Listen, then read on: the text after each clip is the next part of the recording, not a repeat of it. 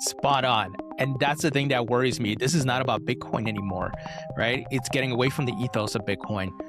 One could argue he's trying to turn Bitcoin into what caused the 2008 collapse, right? The leveled up amount of leveraged and just very risky, the amount of debt he's raised to do this.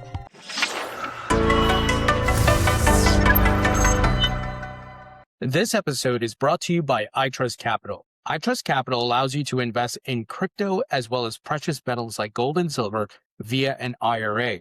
And this gives you huge tax advantages. So you can invest in over 90 crypto assets, including Bitcoin, Ethereum, XRP, Solana, and many more. You also get access to stablecoins such as Circle's USDC and Ripple's RLUSD. And as it relates to precious metals, you can invest in gold and silver, and these are the physical assets. So you're not investing in paper gold and silver. So on this platform, you can redeem the gold and silver if you choose to, and not many platforms offer that. Now, the big advantage to investing via iTrust Capital's IRA is the huge tax advantages. Many of you know you incur capital gains taxes when you sell at a gain. Well, you can minimize the effect of some of that by doing it via an IRA, especially if you have a long-term view on crypto as well as precious metals. And you can buy and sell crypto and precious metals 24/7. It's low cost and no monthly fee. So this is a great option to get exposure to these two great asset classes. And in addition, they have a great custody solution. It's called Premium Custody Account. So it uses institutional grade crypto custody, such as Coinbase Prime, which BlackRock leverages. iTrust also uses Fidelity Digital Assets as well as Fireblocks, and it's a closed loop system. So if someone hacks into your account, they can't withdraw funds. I believe this is the second safest way to custody your assets, right behind self-custody, where you control the private keys. And within the custody account, you can buy and sell 24/7. It's low fees. So this is a great option for custody of your assets, and you can sleep at night knowing that you're getting the institutional grade custodial services. So once again, two great products here from iTrust Capital, the IRA, where you can roll over your existing 401k or IRA to iTrust Capital's version, getting the huge tax advantages, and the institutional custody. And folks, if you sign up with my link at itrustcapital.com/go/thinkingcrypto, you could get a $100 funding bonus. I have an account with iTrust Capital, so I encourage you to go check out iTrust Capital, learn about their services, and see if it's right for you. Again, you can get a $100 funding bonus by signing up via my link, which is itrustcapital.com/go/thinkingcrypto. Link will be in the description. Hey, folks, welcome into the Thinking Crypto podcast, Crypto Water Cooler Series. I'm Tony Edward. And I'm Amanda Whitcroft. And we're going to dive into the latest and greatest with what's happening in the crypto market and industry. Amanda, great to see you. You too. I'm excited to dive in. Amanda, I'm really pissed off at Michael Saylor. This guy is giving me con man vibes. To set the table, he was at a conference recently, and he said, I never said Strategy would never sell our Bitcoin. I told you to never sell your Bitcoin. Yeah. Can you believe this man? This man has become one of the most untouchable figures in Bitcoin. And I'm sorry, I think people should question the story without being attacked for it. I mean, it's the Bitcoin ecosystem has rewarded the loudest advocates, him being one of them. And his entire campaign, you know, as he travels on his private jet from conference to conference, is all ideology. And all of a sudden now he's buttoned up and explaining, well, the terms are such that, you know, I never said this, I said that. And he's a joke. He's acting as though the internet doesn't exist, as though we can't go pull up thousands of videos. I shouldn't say thousands, but maybe about 100 videos out there, plus articles of him saying he will never sell personally, but Strategy are the king of hodlers. They will never sell their Bitcoin. And look, I understand if he has to sell some, but what I'm pissed off more about is the lying. Yeah. Because he's put out the AI slop. We've talked a lot about it in the past few episodes. We talked about all the AI slop he's putting out, telling people to hodl. So essentially, he's creating exit liquidity, and he's lying now, saying, I never said that. And it's ridiculous. And I think the Bitcoin community needs to move past this guy of him being the face of it, because now you have a con man, a liar as your face. Yeah, well, and to quote Tony, I believe he said they have a PhD, the company, in hodling. So that's what he said. And you're right. I don't know what he thinks he's doing, as because I'll give it to him. He's very engaging, and when he speaks, it's very definitive. It's very convincing. And I think that's where he has accrued this massive following when he gets on these stages, and people, for whatever reason, listen to his chipmunk voice. But I think it's all breaking apart. It's the house of cards is starting to fall, all around him. And I just think it's going to continue to snowball, because you're right. He's as definitive as he sounds. All the evidence is public. Everything that you have said up until this point, and you are now caught in a lie. The biggest investors, we just spoke to Kevin O'Leary yesterday. There is so much support for the investors who say, I have been wrong, and I'm wrong. Sometimes I am wrong. I don't understand why Michael Saylor can't just say, and this was a guy, mind you, who was anti-Bitcoin, many, many moons ago, until he finally came around. So just say, you're wrong. You're wrong. And this is what you have to do now to pivot, because everything is changing, with tokenization, stable coins, Wall Street coming right. I mean, this was a guy, mind you, who was the reason, and I don't fault him for that, where Wall Street was able to come in with Bitcoin, and it's on being battle tested on balance sheets within these huge TradFi firms. But still, he's gone back on his word. And to me, when you're such a big face in this ecosystem, that's a problem.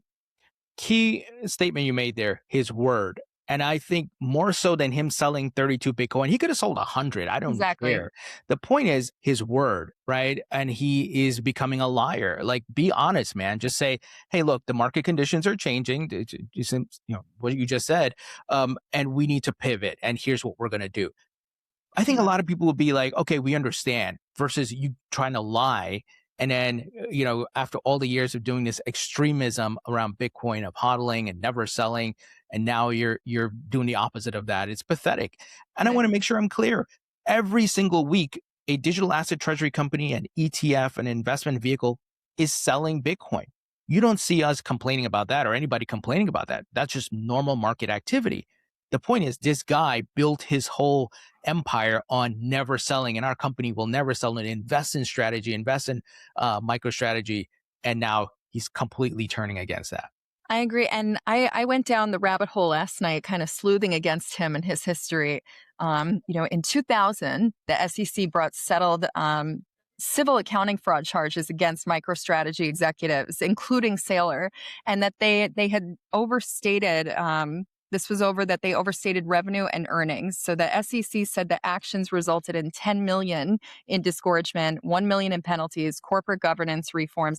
Then cut to 2024, which is so strange, a 24-year gap. And it comes up again. The DC Attorney General announced a $40 million resolution with Saylor and MicroStrategy over allegations that Saylor avoided DC income taxes. Now, I have this is where I don't believe the whole tax the rich BS that politicians throw away, because I do know that, your wealthy have legal tax shelters in place. So it would not surprise me if Saylor, has evaded taxes. It just would not. But, there again, and now you fast forward to today.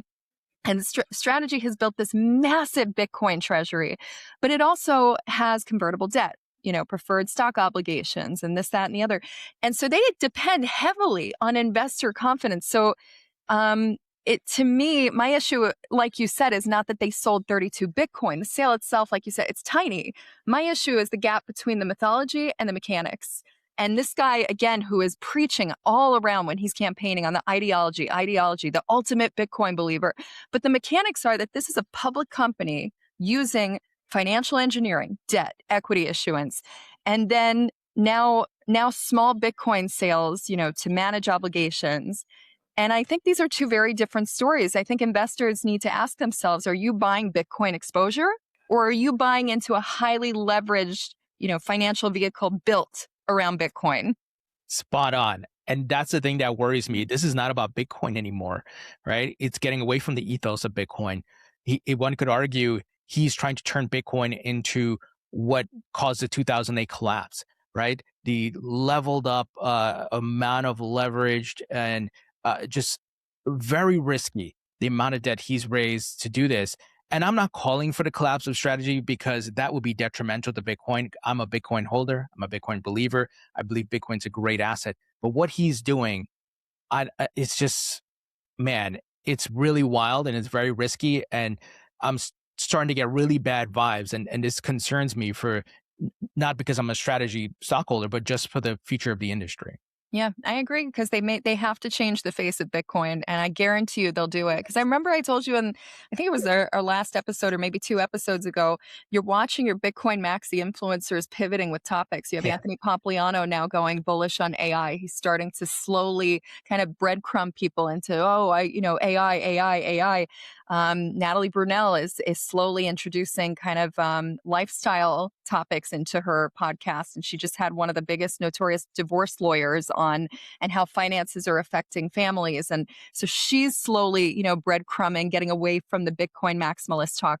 And I think you're going to see the same with a lot of, because they're realizing it's Bitcoin boring. It's just becoming, and again, that's good for the industry. But these maximalists, specifically Saylor, are really tarnishing its reputation.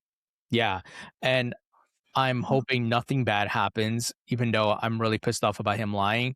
But if he were to have some sort of collapse, I- I'm not calling for this, but it could be one of those situations where it's too big to fail, and the government may have to step in because this thing is a house of cards with the amount of debt, the amount of Bitcoin he's holding. He's one of the largest Bitcoin holders. And look, that might work out for the US government because they could maybe take over that stockpile, Yeah. right? Put it into their reserve. But again, I don't want that to happen, but it really, really worries me. That's one of the things, if you were to ask me, what keeps you up at night about crypto?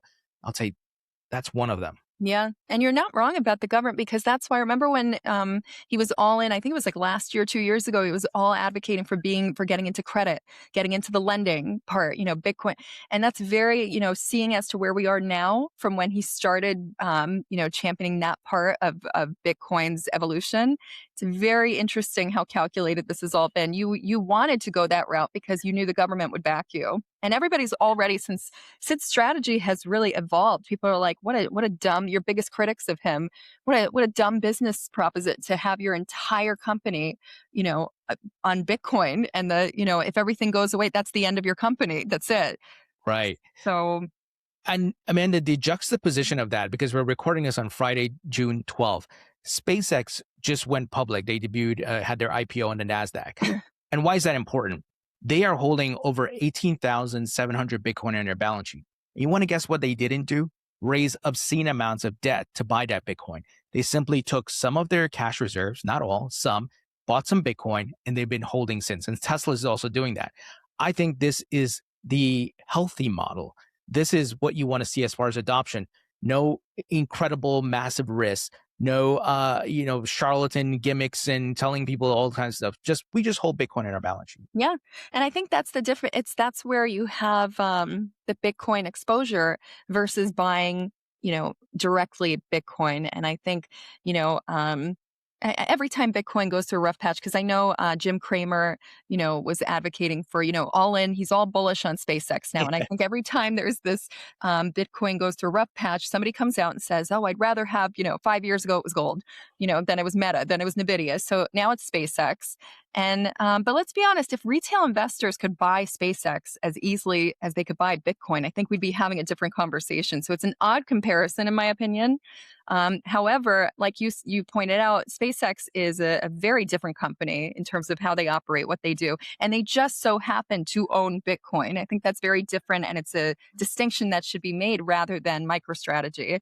That is it's a software company, really, which Michael Saylor, fails to always mention, that is built to, help investors and this, that, and the other. But it's very different in terms of operations. Absolutely. And I think it's the more healthy, normal model that we're seeing with companies adding Bitcoin in their balance sheet, not over leverage and so forth, and less risk. With Jim Cramer, I was tweeting a lot about it on X this morning. He's been pumping up SpaceX, getting ready for this IPO. And I just tweeted out this morning where I said, if you're buying the IPO right now, you are the exit liquidity. So folks, just a little nugget of lesson. And this is a lesson I had to learn, because at any IPO, the stock rips. but that's the wrong time to buy. You got to wait for that pump to come back down to earth, so to speak, Yeah. where the stock is at a normal valuation. Maybe people are a bit down on it. That's the perfect entry versus, oh my God, Jim Cramer's pumping it's the big IPO, your exit liquidity. Yeah. And I'm so, this is my personal opinion, but anybody listening to Jim Cramer, he's certainly, he's entertaining. And I think that, CNBC's had him on for as long as they have. That's beyond I don't understand that. But, sometimes when he gives advice, I do the opposite. I just, Well, he's kind of been wrong. the meme is inverse Kramer, right? You always do the Yes, opposite. He's bullish, you're bearish. If he's bearish, exactly. you're bullish. Exactly. So with him being like bearish on Bitcoin, it's so funny when you look at the charts. Bitcoin, based on the data now, the metrics is extremely oversold, and that has preceded big rallies because the sentiments in the dumps, the sellers are exhausted. So it's so funny. He's out there playing the market. Yeah, as he should. Yeah, that's the game. But once you see it, you can't unsee it. It is so fascinating. And now I don't even. In the past, I used to watch like CNBC, Squawk Box, and so forth. Yeah. And look, don't get me wrong, they bring on guests and you get some interesting insights. But if you're taking financial advice from that, you're going to get wrecked. Oh yeah. 100%. It's it's one of the big news outlets for financial media. Watch out. Yeah, I think we all know mainstream media, whether it's financial news or not, is something to really just be weary of. exactly. They're not looking out for you. They're just No, pushing a narrative and things like that. exactly. But we continue to see, Amanda, incredible adoption of crypto across the board from major institutions, whether they be stock exchanges, banks, and much more. And just this past week, the CME launches NASDAQ Crypto Index futures. We're seeing all types of innovation and creative financial products that exist for traditional assets being created for crypto. Yeah, how long have we seen the debates with crypto investing of Bitcoin versus Ethereum, Solana versus XRP, layer 1 versus layer 2, and traditional finance doesn't think that way. And I think so it's interesting, and that's where, I think with Christopher Perkins, my memory, comes up with that episode where he does I asked him the question, don't you think that we have to also learn from TradFi as much as they need to learn from us? And I think this is where that comes in. And he said, yes, absolutely. Institutions prefer broad exposure to a sector rather than making these very specific concentrated bets. So this product suggests that Wall Street increasingly sees crypto as an asset class, which I think at the very beginning of our one of our first episodes, that's a good thing. Like we need to start seeing this, not just as a collection of speculative assets, but an asset class. So I think this is really great. Yeah, and to give the details on which assets are included in this index, Bitcoin, Ethereum, Solana, XRP, Cardano, and Chainlink. And actually, it mentions there's more, but those are the top ones. So to your point, it's kind of like the S&P 500 or the NASDAQ, right? Where you have the index that a majority of investors, institutional and retail, they want to get access to that because it's hard to go pick winners and losers. But if you can get a broad exposure, that can really help you. Exactly. I think it's really interesting how closely it mirrors the evolution of kind of traditional equities. Most investors don't try to pick the next Nvidia; they buy index exposure. So I think crypto is headed in that same direction. And again, that's all good. This is all good signals. Yeah, unless you're a day trader, Amanda, right? If you're doing this every day, and you have regular life, you have a kid, you have a job, you don't have time to do all that. Yeah. So if you could just buy the index, get exposure to whatever, top 5, top 10, top 100, that at least gives you exposure and that can grow over time. And if there are some losers in that basket, that's fine. The winners can help carry the portfolio.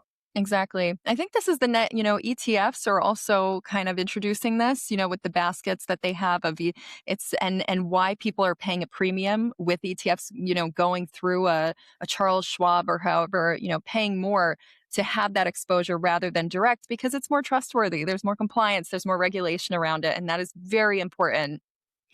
You brought up Charles Schwab and some of these institutions. And I've been saying for years, these native crypto exchanges, man, they better up their game. Because to your point, Charles Schwab, Fidelity, all these folks, they have millions of customers. They have the brand, they have the recognition. And if they go 100, full, 0 to 100 on crypto and offerings, and especially once the Clarity Act is passed, a lot of people are going to go that direction. I don't have to worry about custody. I don't have to worry about private keys. I have a trusted institution that's insured, FDIC and all those things, and I know them already. Yep. So crypto native firms better be prepared. Exactly. And that's why you got to pay, like I always say, pay attention to the infrastructure companies that are applying for these trust charters that are, that's where it's headed. The more regulation, the more compliant these crypto native companies can become, the more you are going to integrate with what's next. Absolutely.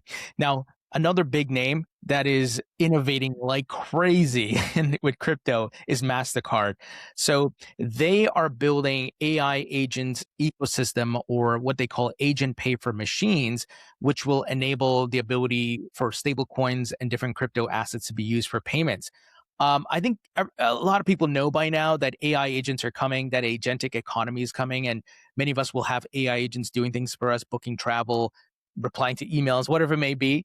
And then if you want them to do commerce, you got to have the payment set up. So part of this ecosystem, MasterCard has 30 companies that joined them, including Coinbase, Stripe, Aiden, Checkout.com, Ripple, Polygon, Solana, and OKX. So you got a mix of TradFi as well as crypto names in there. Yeah, no, the future has arrived. Here we are. It's like, today we're using AI to generate content and answer questions. Tomorrow, it's going to be booking travel, like you said. And I think the biggest one is managing subscriptions. I mean, how I think about all the streaming services that I have. You want to watch a show, you think you have all the streaming platforms in the world. Next thing you know, you come on to a new show and it's like, sorry, now you got to download Paramount. Now you got to download Stars.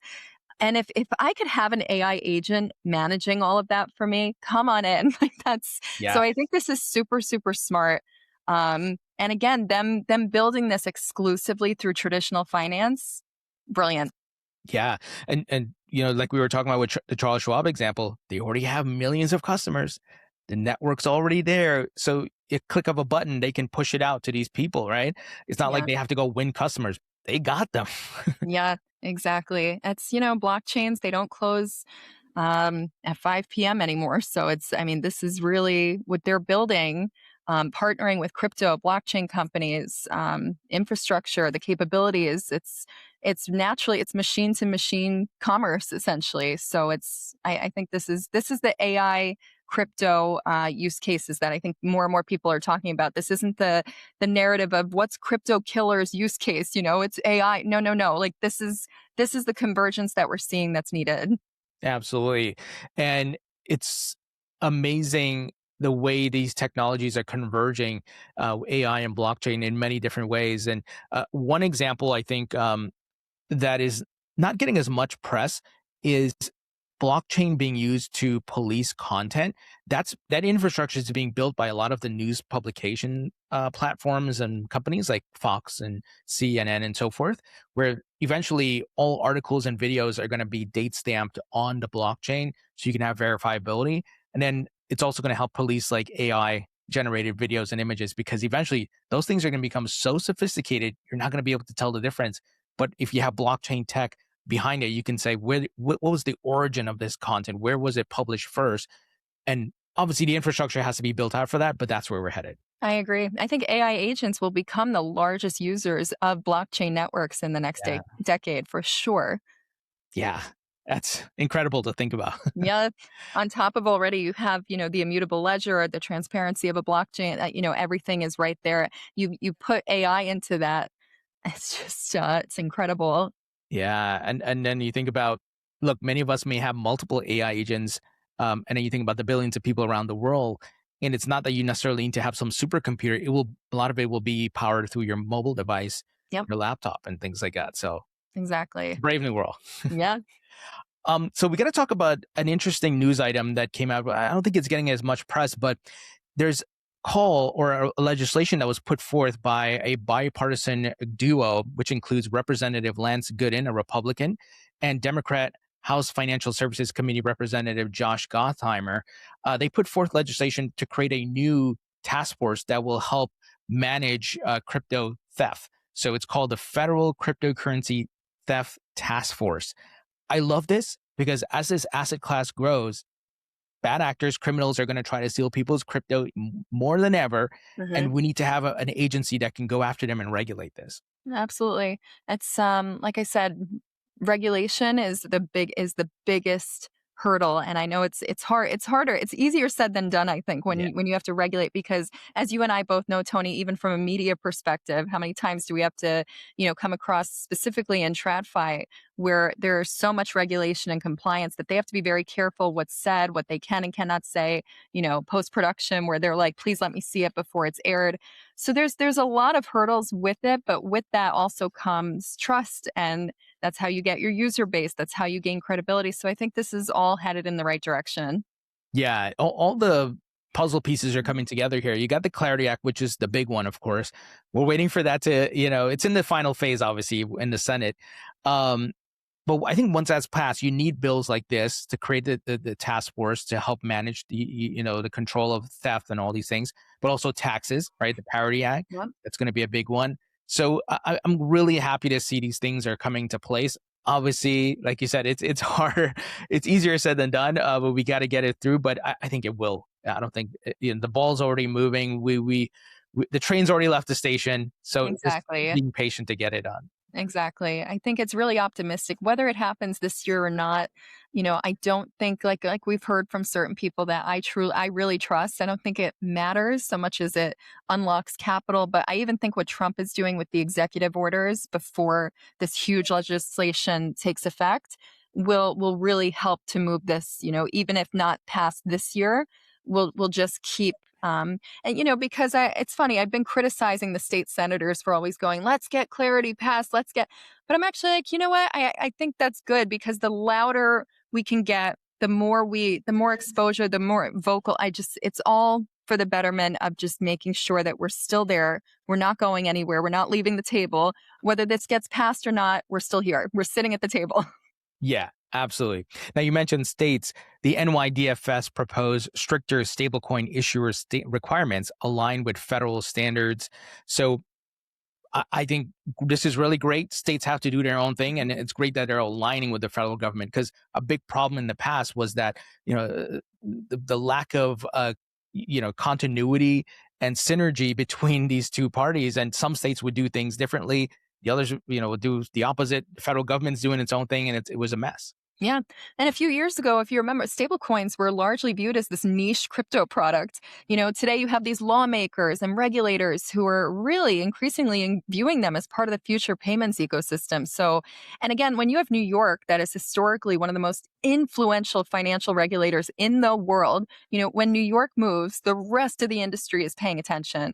So it's, the industry debate is here is really whether stricter oversight ultimately strengthens the industry or it doesn't. Companies like Circle and Paxos that are already operating with high compliance standards, could really benefit the regulatory barriers like we were just discussing that are making it harder for competitors to enter the market.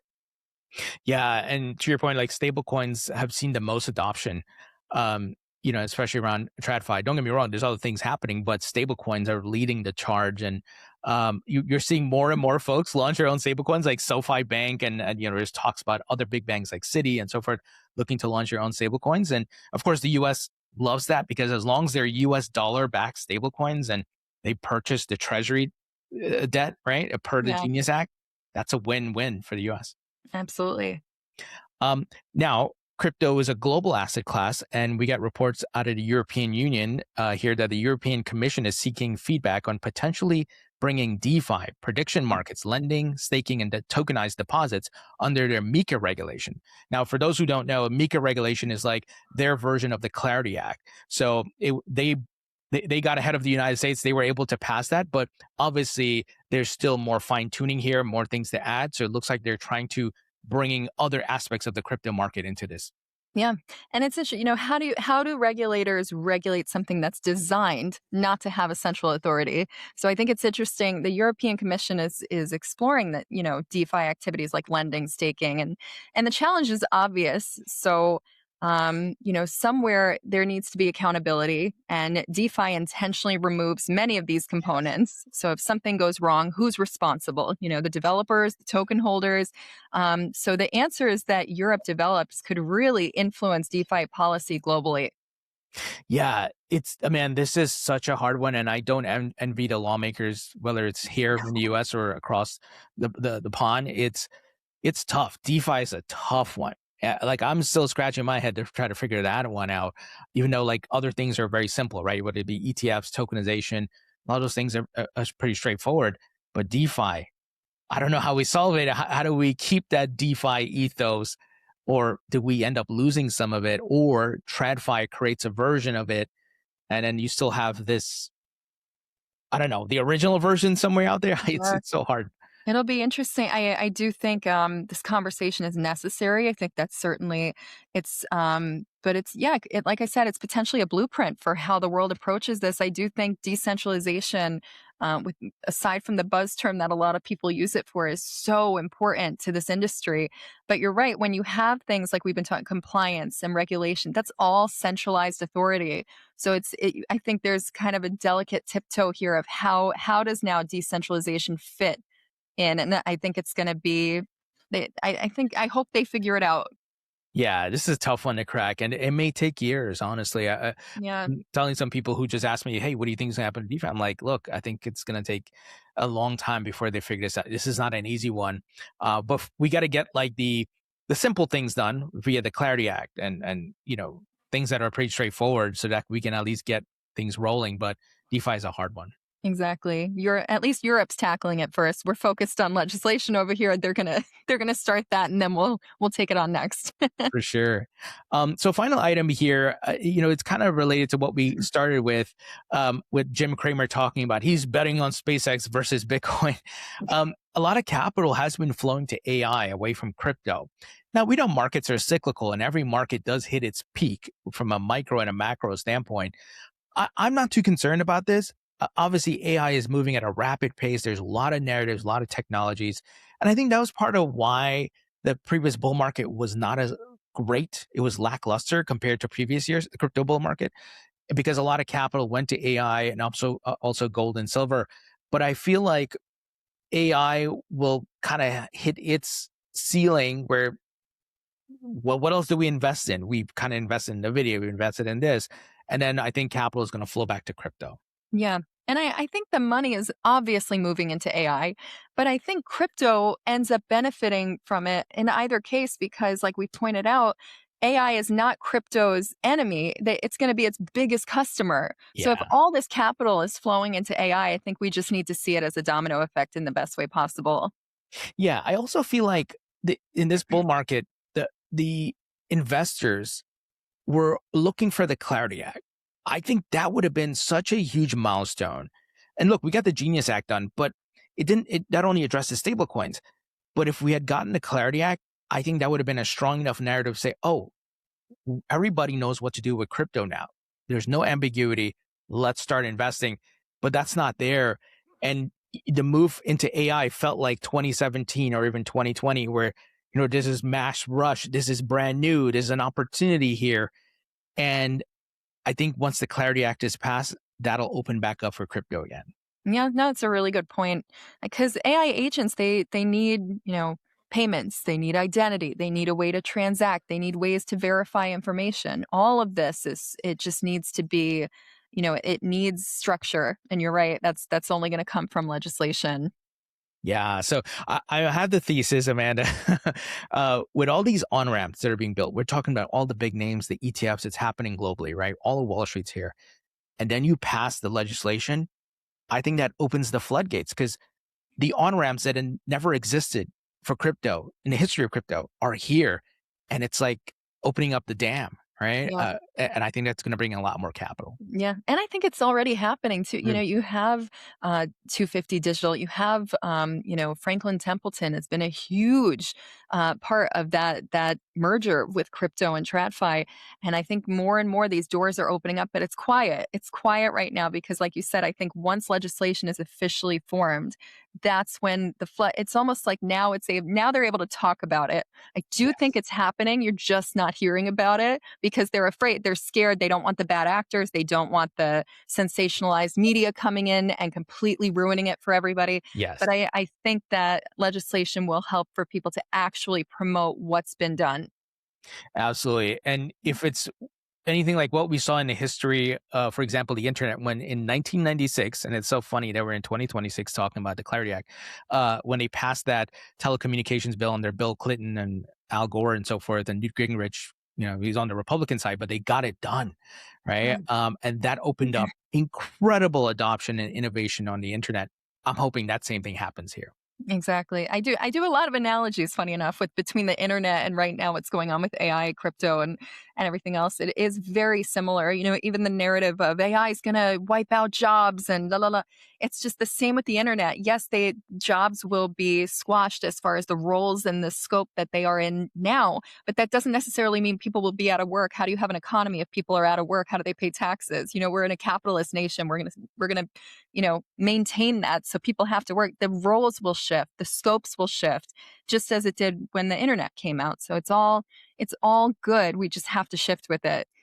Yeah, and look, one of the first topics we talked about was SpaceX, right? Going public. So, what does the future look like? Well, we're going to be working on rockets. We're going to be interplanetary species. I know that sounds like far off, but so did the spaceships and airplanes and cars in the Yeah. 1800s, right? People Yeah. couldn't imagine that. Can you imagine what the hell is the internet? What the hell is a spaceship? What the hell is a car? Yeah. Now look at where we're at, and just so Yeah. imagine next 50 to 100 years, what's going to happen. No, you're going to watch The Fifth Element this weekend, and then you're going to go, that's it. Yeah, and but to the point, like, this is where jobs and purpose will Yeah. be created. That, oh, we can actually do this. So that renewed fervor to build will come back. Obviously, there's going to be a period where there could be gaps, and you got to get through those gaps. But once we hit the next innovation or industrialization, whatever you want to call it, right? I think you're going to see people locked in, and they're going to create jobs and all those things. Yeah. Another subject, I know that wasn't on our list of things to talk about, but something I've been deeply interested in are the prediction markets too, that are becoming Yeah. this new form of data. Because I find that information as much, power and information are like the two biggest things right now. No matter what market you're in, no matter what you're bullish on, these are the two biggest pillars of how to sustain right now in a very volatile market still, where you just don't know where things are headed. But you have, like, in traditional finance, you have so many partnerships with these companies that built their businesses on prediction markets.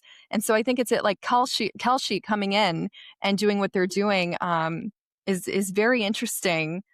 From an AI standpoint, and both just the evolution of where I think also the TradFi and crypto converge, because the more data, the more information you have, the better, in my opinion. That reminds me of our interview with Christopher Perkins. I know you mentioned him earlier as Yeah. well, where he talked about prediction markets. They're becoming this source of truth. Is it 100% accurate? Of course, there's nothing that's 100% accurate, right? But is it highly accurate? Yes. And one of the things he mentioned was this could help keep governments and other people who are in charge of data, hold them more accountable and expose them, if they're lying about data and so forth, because the market's saying, no, wait a minute, that's not true, what you guys are putting out here. I think that brings back a balance and more transparency and more trust. Yeah. I don't know if you ever saw that movie, The Big Short. As, Yes. well, Danny Moses, the investor who made that film, I mean, he recently talked about monitoring prediction markets to gauge sentiment and test investment thesis.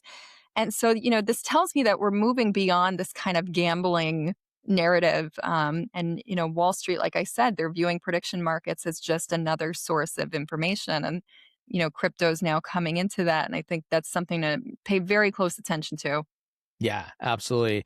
And it's funny, I interviewed, and Amanda, you didn't get to make this interview, but I interviewed one of the guys who's creating this new AI-driven prediction market where almost anyone can create it and seed the market with liquidity. And it could be something super small. You could seed it with $100 if you want. And I'm looking into that, how we can create that for the viewers of the podcast, listeners of the podcast, obviously where it's beneficial to them. Not that we're not trying to extract or anything like that. So, Yeah. but could we bet on micro news items or trends within crypto? Sure. Yeah. Because it's the people, your people are your data. I just saw Anthony Pompliano tweet like, I'm tired of listening. He always has the data spreadsheets and the numbers, and he goes, I'm tired of this. I need to listen to people. I need to because we're the ones going into your grocery stores. We're the ones Yes. pumping our gas. So when you tell me, guys, the economy's doing well, and I'm telling you, no, I just bought flour and eggs, and I just spent this much, or I just pumped my gas, I just filled it, and it's now over $70. This is what's coming into the prediction markets because AI is coming in and able to expunge this information faster and more, it's more accurate. And I think that's why it's important to listen to us. And that would be interesting to have the listeners engage, because that's everything to tell you, enough of the data points. And I always laugh when the graph, the news shows you graphs and number. I'm like, where are they getting this? Where are they pulling this Yeah. information? So this is really effective. Yeah. And look, there's a bigger conversation about governments and control and propaganda here, right? It Yeah. has happened throughout history. But to your point, all these technologies can change the dynamic. I'm not saying it's going to flip it overnight, but gradually it's going to chip away at these constructs that existed where government abused their power. Yeah. Social media, I mean, we can all criticize it as much as we want, but because people are so vocal on there and consistently engage, it's very easy to pool opinions and get people, that data from social media sources. Absolutely. Well, we're going to continue to bring guests on, folks, who talk about prediction markets and much more. Amanda, lots happening in crypto, never a dull day or week. No, it's not. But folks, thanks for tuning in, and we'll catch you in the next one. Thanks so much, Amanda. Thanks, everybody. Thanks, Tony.